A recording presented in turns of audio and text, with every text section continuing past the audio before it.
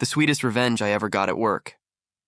I was working at a big law firm as junior counsel, and they assigned me to a guy who was supposed to train me.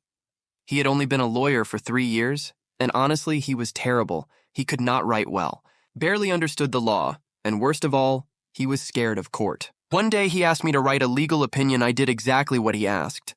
Double-checked his email and everything, but when I handed it to him, he looked at me and said, "This is bad." That is when I realized he was planning to delete my work logs and turn in my memo as his own. It would not have been the first time I had already caught on to his little game, so I decided to turn the tables with Christmas coming up.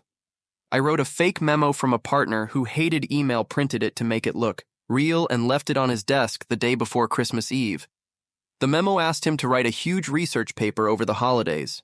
He fell for it, and of course he passed the task down to me under his name, just like always. But here is the twist I had. Already written a similar paper back in law school, so I found it, made a few changes, and turned it in after the holidays. When the partner came back and read it, he flipped out. He called my boss into his office and yelled at him for wasting over 100 hours on what was clearly a prank. Then he asked me if I wrote it, and I just shrugged and said I followed the instructions. Exactly. The partner turned red with anger.